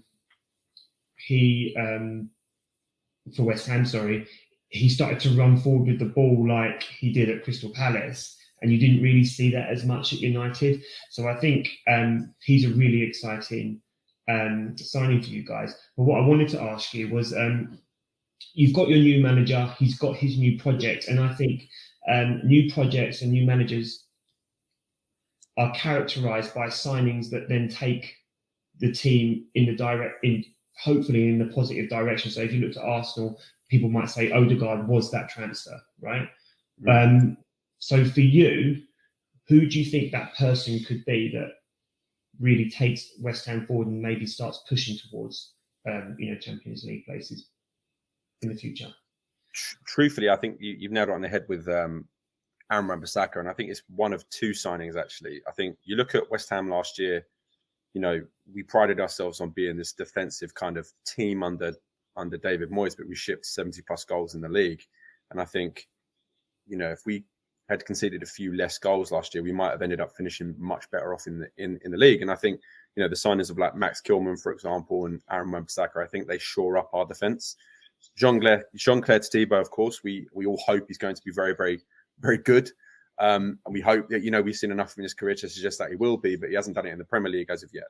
The other two, Premier League proven quality. Max Kilman comes in as a Wolves captain, led all of their passing charts, and we know what Aaron Wan-Bissaka's strengths and weaknesses are. So I think we've seen in this season already, and in the few cameo appearances from Maran Bissaka, and then obviously started on the left-hand side in the cup in the week, what he can bring to the team. And I think with Max Kilman, I think he's had like a couple of man of the match performances already. And I think, that defensive sturdiness is very much what Lopetegui will build his side upon, and it will form the foundation of his football team, where he'll want to be defensively sturdy and, rotate the ball and keep possession in his side, essentially just to limit the other side even having an opportunity on goal. And that's you and Lopetegui ball in a nutshell. So I think those principles are what can help West Ham get to the next level.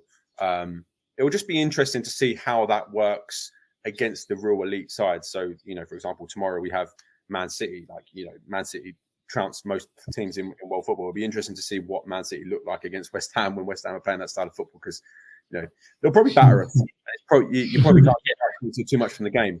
But I'm just intrigued to see what that's like when we do play the teams around us, who are get-attable, your Man Uniteds and your Aston Villas. Obviously, it wasn't a good start of the season. It's a brand new system, blah, blah, blah. But those players in and around that, I'll be interested to see what West Ham can look like against those sides. So yeah, I think to go back to your question, I think we can go forwards on that. Yeah. Can I just add to that as well? You said you were intrigued to see how West Ham play or line up against the bigger sides. Are you intrigued enough not to captain Haaland tomorrow in your FPL team? You're going to draw me out live on the internet. I'll give you an insight. I took Bowen out of my team as well. So I took Bowen out of my team, and I've still captained Haaland. This is the complete opposite strategy to Tabs. He will purposely not pick rival players to suffer a points deduction, but then West Ham fans, like me and Jamie, will take out our own players to benefit the FPL points. Look, I've got too many bets on with mates this year, and I've lost too many other bets in other years. Being loyal to my football club. So I'm trying to win this year, and so I'd have to pay someone 50 quid or take them out for a steak dinner. Do you know what I mean? So I want to win this year, so I'm doing everything I can. I think you make a good point in the sense of triple captain. Yeah, triple captain, 100%. No, I was going to say about the mentality about the team playing the teams around you, and you mentioned Man United, and I think historically, watching West Ham and having mates that are West Ham, they always say they go in apprehensive against these teams, and I think with the manager you've got and the players that you've got, you won't do that this year. No, and I really feel that you've got the mentality or the bottle, I suppose, to go, actually, we have got that structure, and that we are now going to go and attack these teams and take it to the teams. And I think that's what's going to be really exciting, especially for West Ham fans and football's fans of football in general, where instead of you just being defensive and then trying to go on the counter attack and nicking a goal or nicking a couple of goals, it will be actually we're going to take it to you. And I think it's going to really open up them games and make it really exciting. I think it is a mentality shift at West Ham, especially talking to the fans that I know, that them games are going to be really, really exciting now. Do you feel the same? Yeah, I mean, to be fair, I do. But I also think there's West Ham fans are a fickle bunch at the best of times, and we're very hard to keep happy. And I think with Lopetegui, he's probably equally as pragmatic as David Moyes. He's just probably not as negative. He just plays a different style of football. So I wouldn't be surprised if we, win a lot of games 1-0 or 1-0s or 2-0s and have narrow kind of score lines in that. And I think that may be misconceived as being a little bit too pragmatic. But I definitely see us being, a team that are very hard to beat. And I can definitely see us kind of improving under Lopetegui. I mean, we saw that in the week, for example, under Bournemouth. We left it super late to win 1-0, and it was just a narrow game. And nothing really happened before that. But that can happen in a Lopetegui system. So to your point, I agree. I think I agree with a lot of your mates as well. And as I said, going into this season, it was the first time in a while that I'd felt genuinely positive, because we'd done all our business early. I know we're still being linked with players like now, but more often. You got 4 minutes. Yeah, we got Well, I know the Saudi Arabia transfer window shuts a little bit later. I think it shuts on the 8th. So Monday. I think as long as the paperwork gets in before 11 o'clock, then medicals and all that can happen within the next 12 hours. So, I think through the night, I think we're going to see a lot of deals happen past this deadline that haven't been announced yet. So, but Jamie, thanks for taking the time to come on our stream and share your views. And we'll have to repay the favour to go on one of your West Ham Network streams. Absolutely, guys. You're welcome whenever you like. Perfect. Cheers, mate. All the best, mate. Cheers, mate. So, would you captain Ireland if you were playing Arsenal? No. Absolutely not. Absolutely not. I'd captain Saka all day. Yeah, but you haven't got a leaky defence. You haven't anymore? Well, no, we haven't. I mean, it's quite good that he mentioned Max Kilman, because I think he come in for a big fee, which was £40 million, and everyone was like, "Oh, that's a lot of money from Max Kilman, like from Wolves." But I think actually he's been the very heartbeat of our defence at the moment, and I think proven that against Crystal Palace, if it's had 2 man and a match performances, and against Crystal Palace, he offers something that we lacked when we lost Declan Rice. And it's that deep drive of the ball from the defensive position. I mean, when Declan left, we didn't have that to our armoury. So that's so hard to find as well. Yeah, at quality. And Max Kilman, known as being a professional futsal player and represented England at that level as well, to take that ball, drive it past a couple of players, and cut open the rest of the Crystal Palace team with a superb assist for Bowen at the weekend.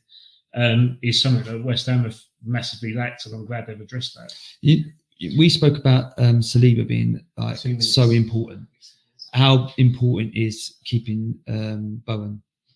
Oh yeah, would you say it's as important as what we would say? As we said on the podcast yesterday, episode 3 out now, guys. Yeah, like everyone's got a price, and he's the man that's on the pedestal at West Ham at the minute. And as I said, he's not necessarily the right captain for the club. I think that the team have a lot of leaders. I think if you're going to have someone that's going to represent the club off the pitch as much as on it, then Bowen's that person. So yeah. And as per my watch, that means transfer deadline day is over. It's behind, isn't it? Oh, yeah. It is. It's 11 o'clock. 11 o'clock. I mean, we say it's over, but you've got half an hour where all the transfers. Yeah. It's over for paperwork. The fax machines don't work anymore. It's been a good. I think it's been a very good summer transfer window, and it's been. Really, I think even now, I think some great business. Even when we were talking on stream and looking in the background, some great business has been done. I can just obviously we saw that Eddie's been confirmed at Crystal Palace. Wish him well. That's two big Arsenal players, isn't it? That's gone out the door today. When you're thinking Nketiah and Ramsdale. Yeah, I mean, I'm very sentimental about Ramsdale going, and also with Eddie, because like we were talking about with Jamie, there are players that characterise that real rebuilding progress, and unfortunately, they do eventually fall off, some of them. And in this case, we've had, if you look at some of the outgoings that we've had Emil Smith Rowe. He was so important in those seasons where we were improving under Arteta. Ramsdale as well, and Nketiah's going. Nelson's going to go out on loan, and then you look at some of the list of the players who have gone out as well. We've had El Neni go, Okonkwo's gone, Cedric has been released, and then we've had Tavares, Hein, Fabio, and Lokonga all go out on loan. Those players who were fringe players and weren't necessarily at the moment improving the team have been shipped out, and then the players that Arteta and Edu think are going to make the team better. Yeah, you've got your Calafiores, your Marinos, your Rayas made permanent.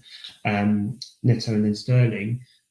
They bring us higher towards the ceiling, so we can crash it next season and hopefully sign, that striker or that attacker they're looking for. Yeah. Maybe it's Isak. To bring in another guest, he's been sitting here very patiently in the room. Is Lee? Lee, do you want to switch out? Come sit down? I'm going to get everyone a drink. Cheers, Rob. Cheers, Rob. We'll give you a tip later. I'm not going to put that. I had to come back over here because I can't put the cans on the screen. Lee, you've watched our stream firsthand. as our only audience member today in real life. How are you doing? You doing well? Yeah, no, I'm good. Thanks for having me on. And I would like to say I'm really experienced, but I've wildcarded on my FPL this week, so don't judge me too much for the comments that I make right now. That's good. That's good. So you're Arsenal as well, aren't you? I am an Arsenal fan, yeah. From when we beat Sheffield Wednesday back in 1993 was when I first started supporting Arsenal. So, yeah, decent. So how do you? So what you doing for the first 20 years, you know?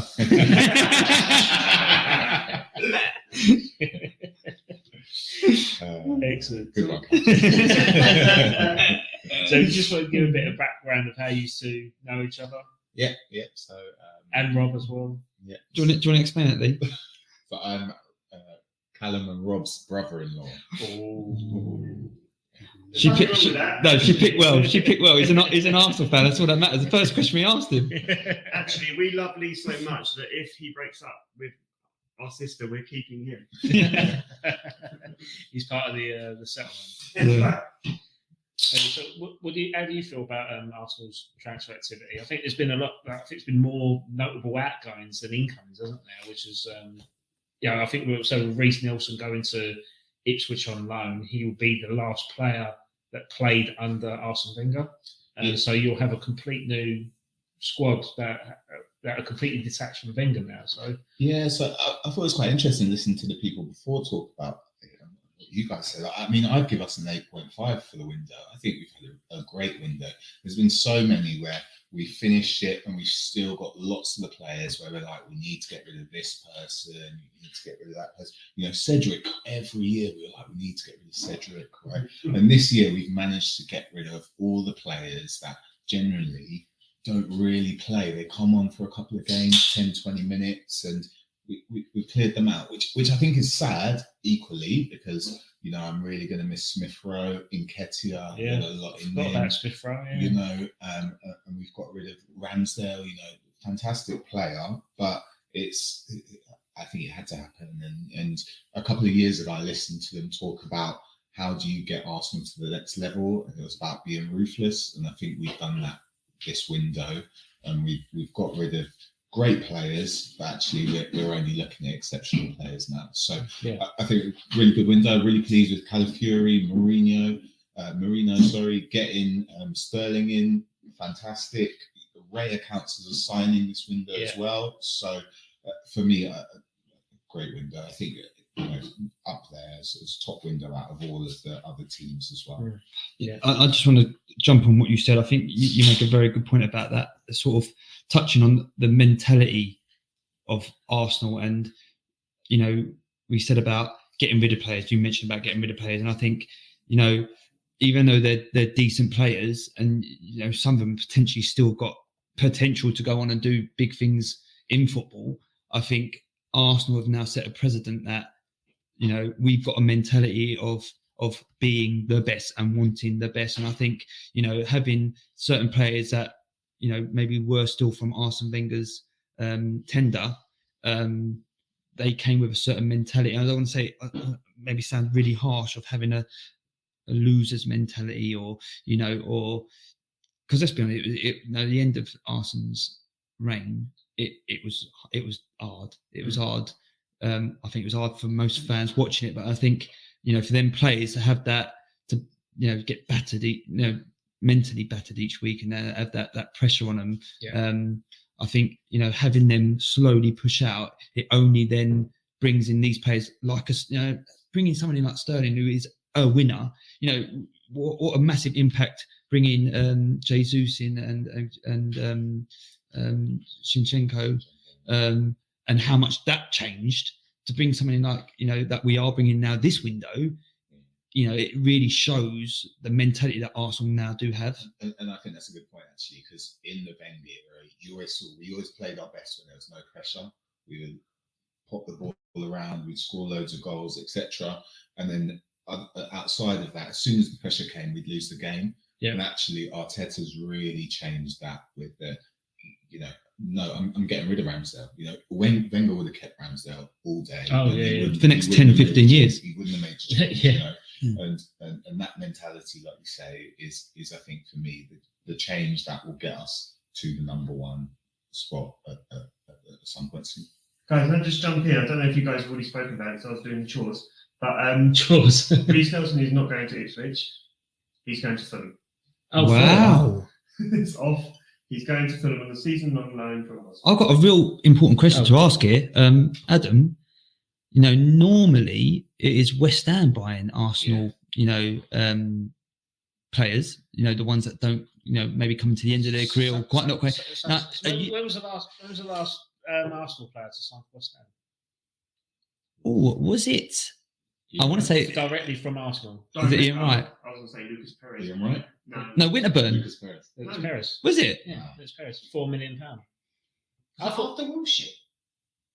Same season, I think. Same season. In Nketiah, they talked about a couple of seasons. Oh, I think it was the season. No, yeah, it was the same season. Yeah, Nketiah was always on the agenda. I think we was only interested in him on a free, but then he signed for Arsenal and he wanted £50 million for him, which was laughable. But I understand it. Yeah, I mean, Lucas Perez, and I think he's at Deportivo or Alaves in Spain in the 3rd division or something. Wow. Yeah. Yeah. I mean, I think for Fulham, that's another good buy, to be fair. Yeah. Oh, Fulham have done some great business. Great. They've got Anderson from Crystal Palace. I think they just want to show me up because I said they were going to get relegated, and now yeah. I think I might be changing my Marco opinion. Silva had a ransom on you, mate. Yeah. Yeah, I think Fulham have done some great deals. They got, when you look at the ex-Arsenal, you look at West Ham in terms of ex-Arsenal players, you need to look at Fulham because Fulham have got Emile Smith-Rowe, they've got Alex Iwobi, now it's looking like Reece Nelson. Leno, yeah. Yeah, They're going to win the league next year. Yeah, that's it. Yeah. That's it.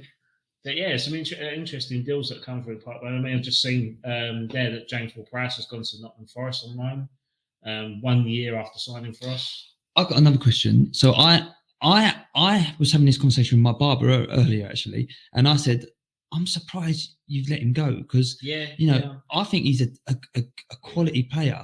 And he was like, I think it's a financial reason rather than a footballing reason because he was on a big wedge. Would you have kept him then? I would have kept him if we wasn't getting Carlos Soler. Yeah, okay. Yeah, so when you look at in terms of upgrade, I mean, Carlos Soler is a significant upgrade on James Ward-Prowse, other than the set pieces. But in terms of the creativity, Premier League proven. Yeah, he's Premier League proven and he's very versatile. He could play right wing back if needed. But I like James Ward-Prowse. I thought he actually offered quite a lot to the team.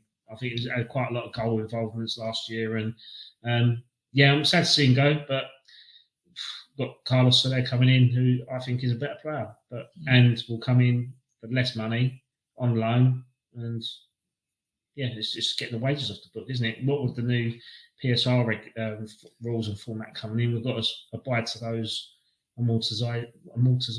I can't say it.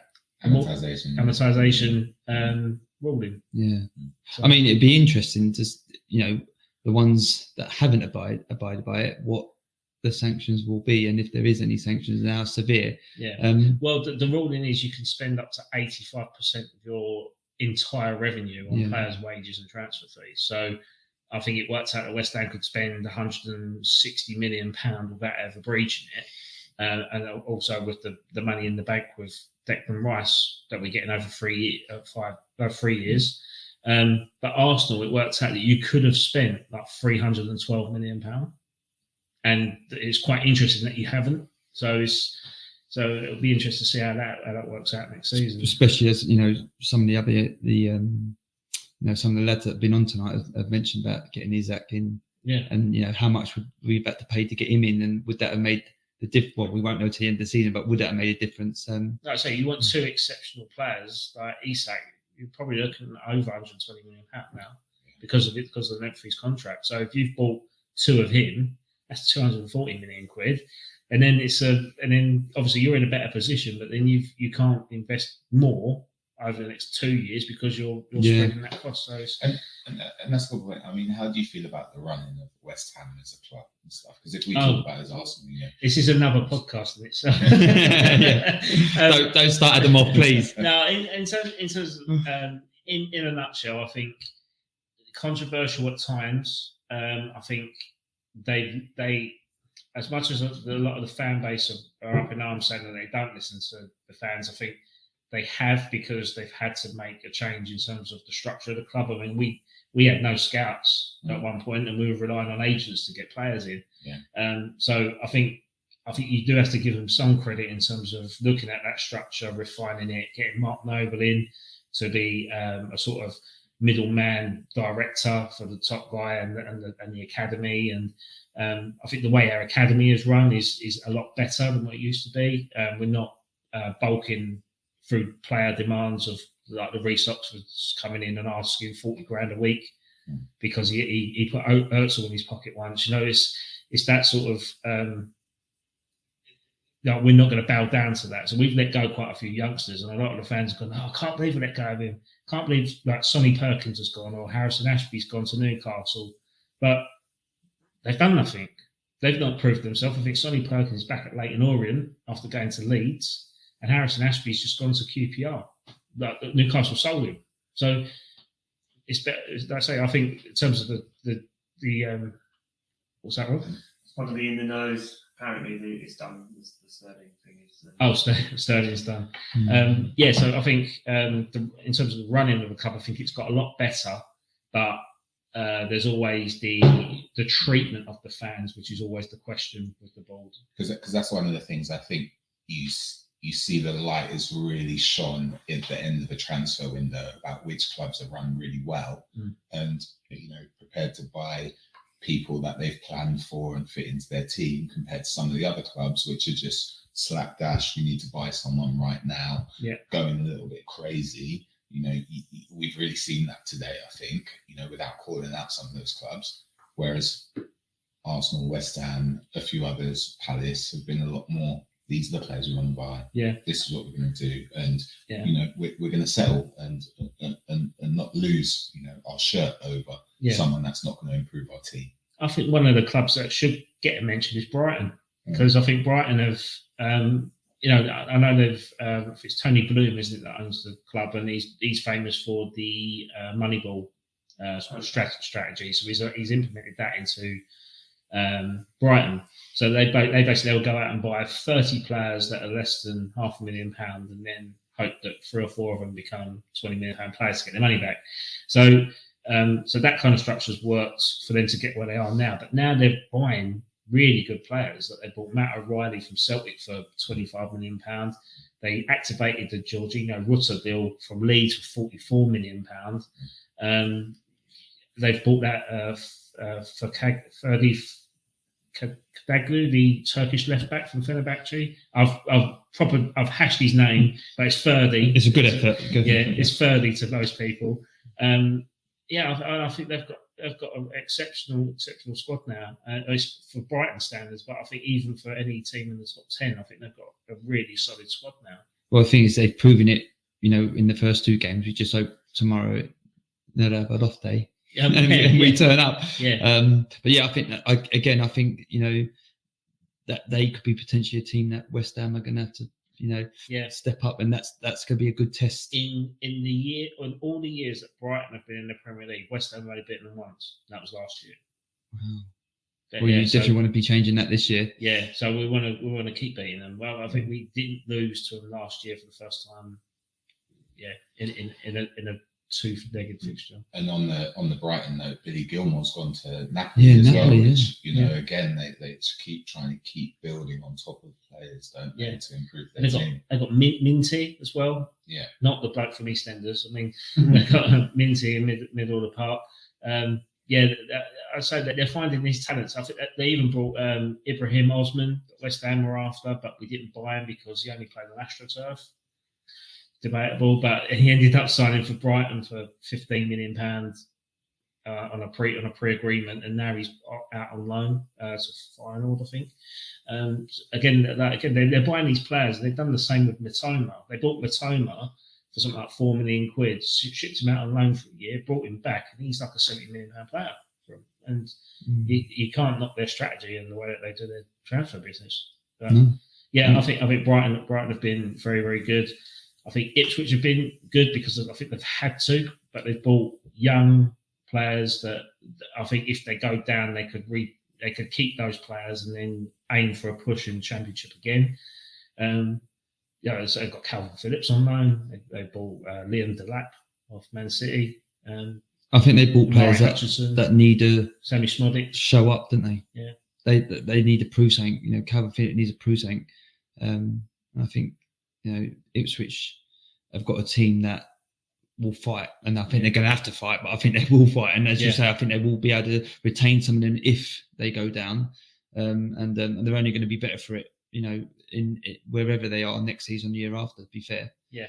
I mean, we talked about teams who've had decent transfer. What team do you think has really struggled, and who is going to now struggle this season? I mean, Everton comes to my thoughts straight away. Everton, yeah. I mean, they lost Onana, didn't they, to Aston Villa? That's a big, it's a big loss. Although they made a profit on him, I think he was their best player. But they did buy Jake O'Brien from Lyon. But if they had good enough scouts before that, they would have got him from Crystal Palace for £1 million. So it's amazing what one season can do to inflate a transfer price. But yeah, I think Everton are in trouble. I think Leicester have made some shrewd signings. I think Jordan Ayew was announced last week, and he's always seemed to have bagged a few goals. He always seems to score. Yeah.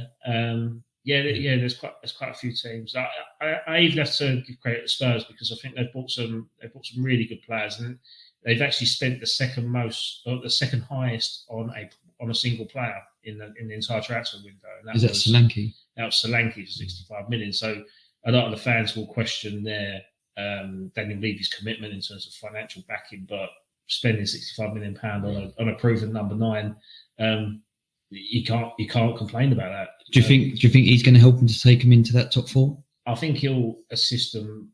Yeah, I don't think he'll elevate him that bit more, because I think he adds 10 to 15 goals to their locker alongside Son.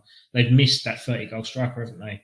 So any team's going to miss that. So to get another player in that could offer half of that, I think is always going to benefit them.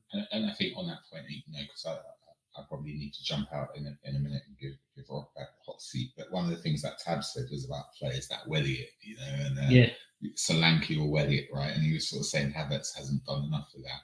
And I thought it was quite interesting that Nketiah, when he had his, real bit of confidence, he wellied it against Sheffield United, straight outside the box, whacked it in. So, I'd say of all striking players, who's going to be the player this season that, from the edge of the box, etc., is scoring those kind of goals? Yeah. Is that a Solanke? Is that a, Haaland? Who do you think? The Wellier. Who's the Wellier? Is that word? Wellier? We can hashtag that. The Wellier. There you go. Hashtag Wellier that. Yeah. Yeah. That's interesting. Yeah, because I don't think there's a lot of them out there, is there? I mean, you could argue Fulkrug, maybe. I'm just looking rose-tinted glasses here with what I've seen of him in the Bundesliga, and he seems to have a bit of a thunder C-bomb shot on him. Who's the Crystal Palace striker, the big lump? Mateta. He done one the other day, didn't he? Yeah. What about him? I think he could be up there. Done it overhead. I mean, let's be honest. Let's take Haaland out of it. Who's going to get the golden boot out of everyone else? Because it's Haaland's, isn't it? It's, let's be honest. Or potentially, who's going to be the one below him? Is it going to be a Salah? Is it going to be a? You reckon? Waka Havertz. That's a good question. I think again, there's not a lot of typical number 9s out there, is there? So it's always it's an interesting debate, that one. I look forward to raising that one in the next podcast. Yeah, I think we'll throw it out there to our listeners. Anyone thinks he's going to come second to Haaland? Who's going to challenge Haaland? Challenge Haaland as a number 9. And who's going to be the Wellier? Yeah. On that note, Rob, I'll give you back your hot seat. Okay. Just a note on get my cousin Garen. I've got Leather Barrow Clan in the chat room tonight. Garen said, showing West Ham didn't sign another keeper. Areola isn't a number 1. And funny enough, I agree entirely. And we've had this debate on and off air and on WhatsApp chats, but I'm surprised West Ham didn't go for Aaron Ramsdale personally. I think I'm shocked as well, to be honest. With the wages that Areola is on, 120 grand a week. Really?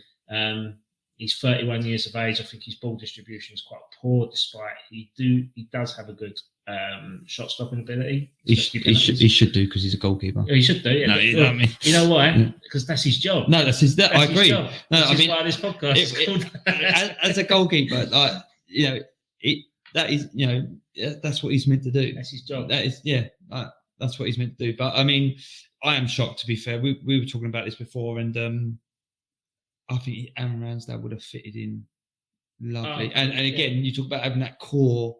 I love Fabianski, but having that core at the back, having him in there, I think that again would have elevated you even more so.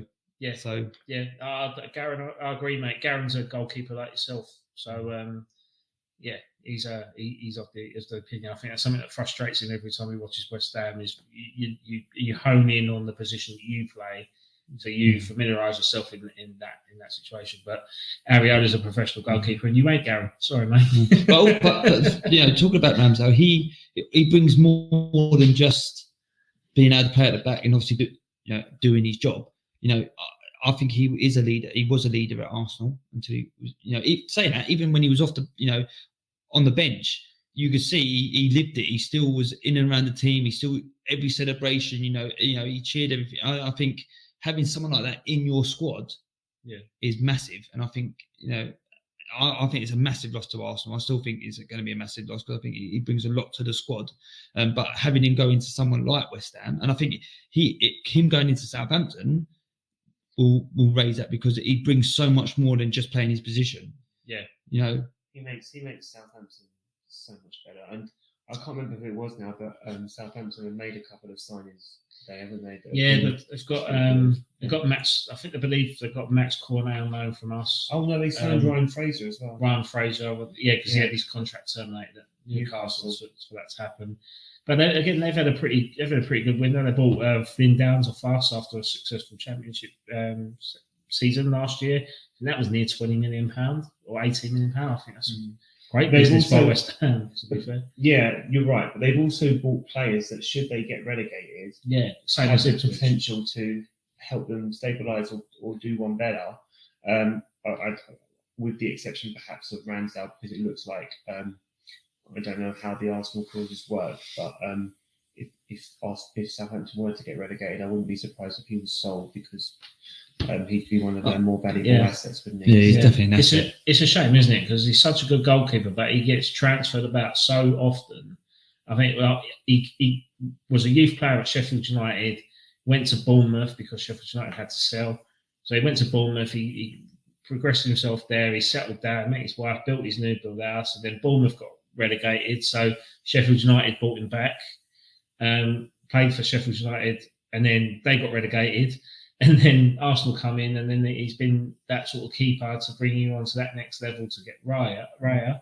Now he's been shipped back down south again, so it's but I think it was almost like a full circle for Ramsdale in being back locally to where his first professional club was. But I think he's got the charisma to be able to. Well, he's shown that he's got the charisma to be able to handle that. Even like the knockback from Arsenal and bringing Raya in, a lot of people would have thrown their toys out the pram. But no, he seemed to be a true professional, and even leaving, he's left with dignity, and and I just think I think he's a top bloke, and I think he is a top goalkeeper, and I think hopefully if he can get a good old run, then he go and improve it. And I still think he's got a role to play with England as well. He's on him on. I don't think he realises that he's on. He's watching, but I don't think he realises that he's actually in the waiting. So no, I don't think. Okay, I'll kick him. Sorry, Dad. But here's something interesting for you. Last games of the season, Arsenal had Southampton, and will be shooting against Ramsdale. Wow. Imagine that's to win the league. Let me finish. Crystal Palace are playing Liverpool, Eddie Nketiah, and then Man City are playing Fulham. Oh. It is written in the stars, and you've heard it here. Oh, hang on. Arsenal will win the league last game of the season. Is this the strategy because Arsenal can't rely on West Ham to win the league? So they've relied on their ex-players to sell them purposely to the teams at the end of the season to give you that. I tell you what, is it genius? Sorry, that is genius, isn't it? Can I just say, is it, there's an old rumor. Is this not Arsene Wenger just laying his plots? So wait, you're saying that didn't he give Nketiah and Nelson their starts? Yeah. Their first Yeah. So what you're saying is he gave them their starts knowing that Arteta would play them, help develop them, sell them to Crystal Palace and Fulham.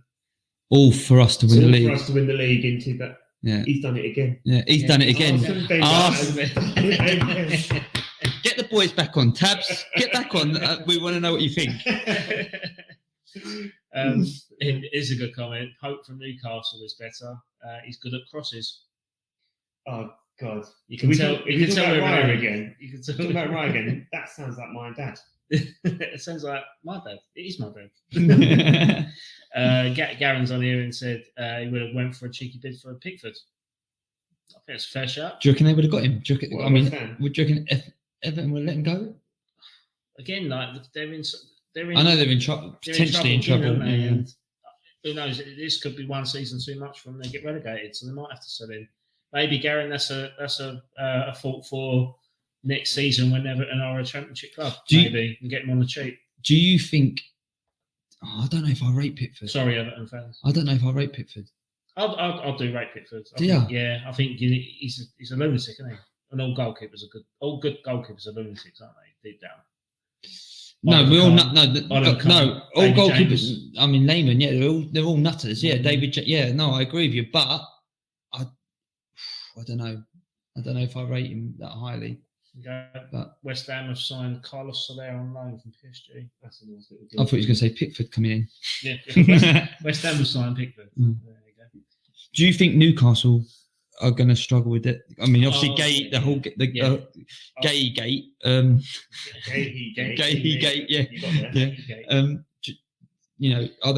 they in a position now?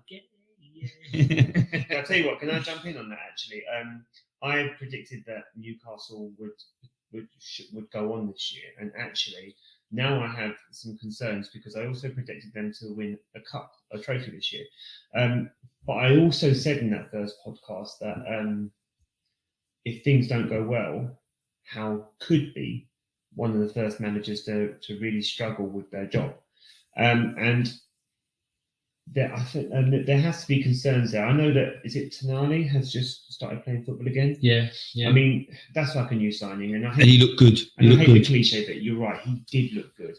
I do have some concerns though because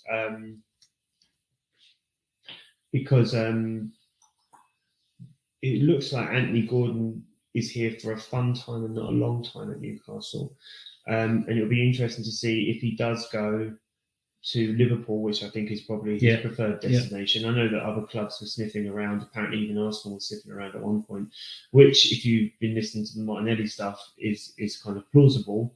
But I think Liverpool is his ultimate end game destination, isn't it? Yeah. But I do think Newcastle have had a bit of a shocker, really. Yeah. Again, I think that's down to the restrictive. They're probably the second richest club in the world behind Man City. I know they were before, but then Man City leapfrogged them again. But their purse strings have been held. So basically, they've got an unlimited bottomless pit of cash that they can't spend because of the rules, because it doesn't match. Their wealth doesn't match their revenue, so they can't spend what they're entitled what they can. Is so it 85% of that? 85% is the new PSR rules, but because they've got billions of pounds to spend, and this is why a lot of these clubs are challenging these rules and threatening to go to the European Super League and stuff like that. I'm not going to bring this back up, as we spoke about last night, but those sort of restrictions for them to compete with Man City financially is the reason why the Premier League's going in the sort of wrong direction in terms of that. Because all we're going to do is everything's just going to be inflated, and then the market's just going to crash because you're going to buy someone like Mikel Antonio for £40 million because everything's gone up, and this just to get a homegrown quota, and I think that's just the wrong way of the Premier League's going to go. But these rules are there for a reason, not to prevent the progress of Newcastle, but to prevent the hyperinflation of the market. I mean, we're already seeing that with the English tax on English players, haven't we? So, yeah, you finished there now, guys? Good. Weren't you getting a Spurs fan on there?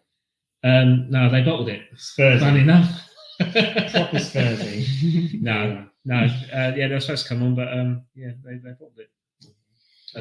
They do that all the time. Gave you the platform, guys. Gave you the platform, and you threw it away. But no, thanks a lot, and thanks everyone for joining and listening, and those that are going to watch this stream back.